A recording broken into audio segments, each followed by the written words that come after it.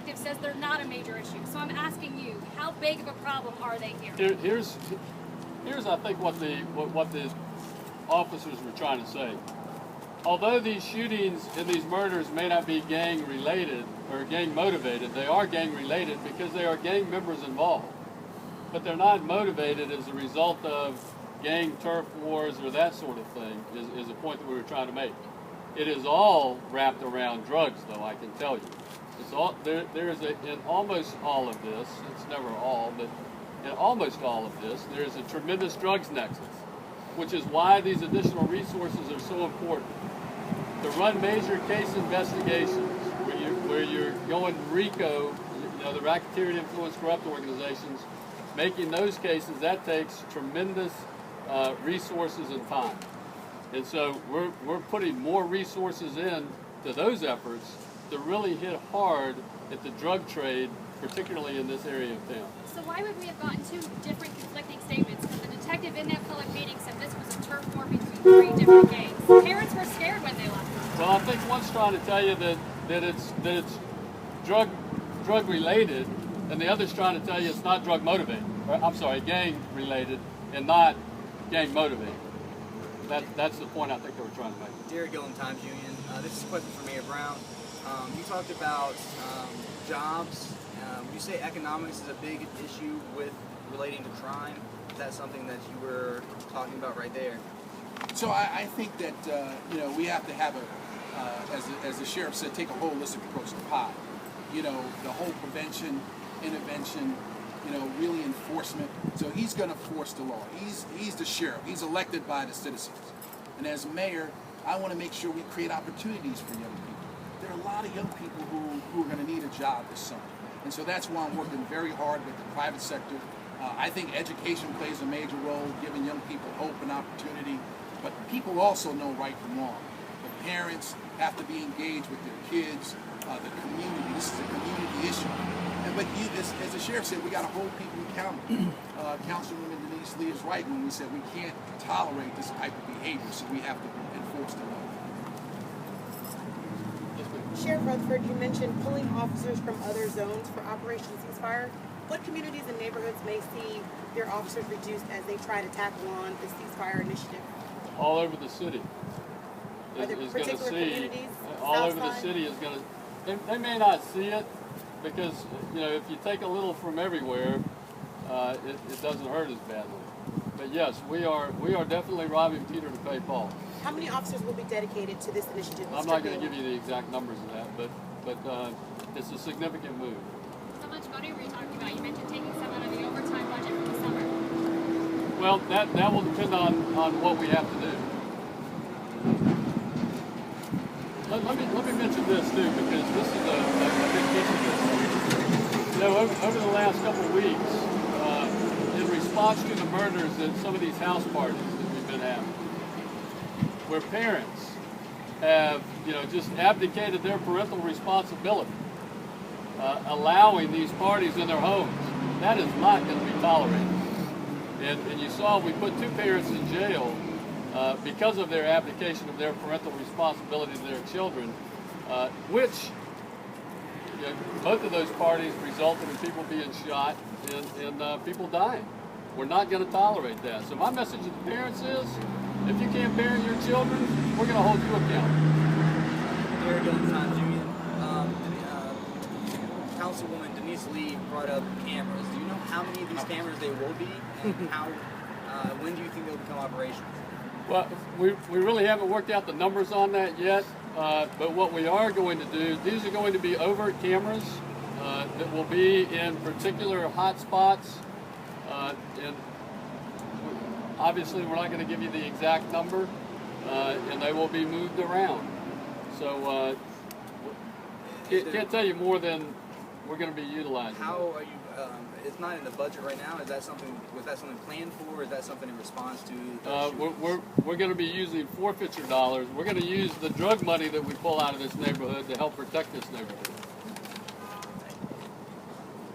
Do you think you're going to get help from people in this community? We already are. Yeah. We already are. That's the good news. And there's still a lot of open cases, though. Yes, there are. There are. But I tell you, as people see the increased presence, as they feel more comfortable in their own neighborhood and feel that they can speak out and not be endangered, I think we'll see a much greater increase. Just like we did with OSS last time. Our tips went through the ceiling. First Coast Crime Stoppers, their phones were ringing off the hook. That's what we want to get back to. I think we've gotten a little complacent because crime is still at the lowest numbers it's been in 40-something years. But, I think the community's got a little complacent.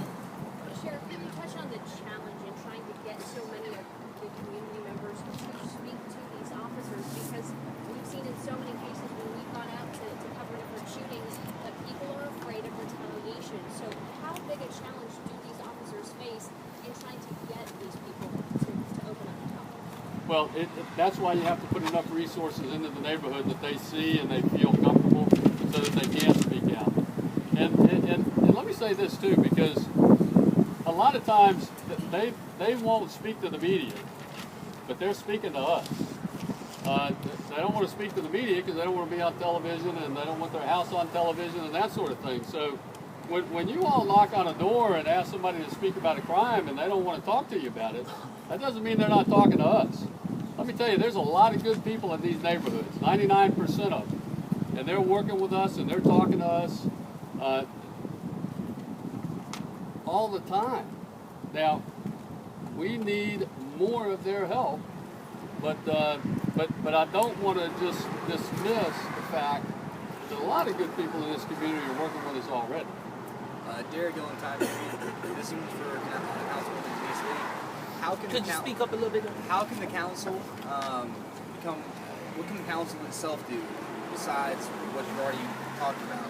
Is there a way that you guys can actually come out to these neighborhoods and show them that the council cares? Well, the one thing that the city council has done, and I believe, I can't speak for all my colleagues, but legislatively, we will make sure that law enforcement is funded. That's just me. You know, the mayor puts the budget together. But we have to, and I believe it starts with dollars and cents first, so that you can have the resources you need. If you look around this community, before I left the council, there was an initiative called the Moncrief/Myrtle Avenue Revitalization Community. The little shopping center was put there when you talk about economic development. This stop station was built with taxpayers' money. So there were initiatives that the city council created before. We will just make sure, as the sheriff said, there's been a lot of complacency. You know, people talk about economic development all the time, but trust me when I tell you this, businesses are not going to move into these communities that are not safe, that don't look good. So besides just talking about economic development, you've got to talk about law enforcement, you've got to talk about jobs, you've got to talk about the youth. But there are a lot of older people that are committing as many crimes as the younger people. And we just got to put them in jail and keep them there forever. But I hope I answered your question. I think that the legislative branch has a responsibility to approve the budget. And I think that there will be some things in the budget that we must tackle. And making sure that crime becomes a priority, as we did last budget season by putting $1 million into blight, you know, and other monies, because blight creates crime. You know, thugs love blight, you know, because they can hide behind trees, you know, when things aren't mowed, you know, they stand on the corner all day. And that's one of the things that the sheriff's office is working on. So at the end of the day, I think that the city council will step up to the plate and do what it needs to do to protect this community as a whole. Again, I can't speak for all my colleagues, other ones are here, but I know how I feel about it. Anybody else? All right then, thank y'all. Is there some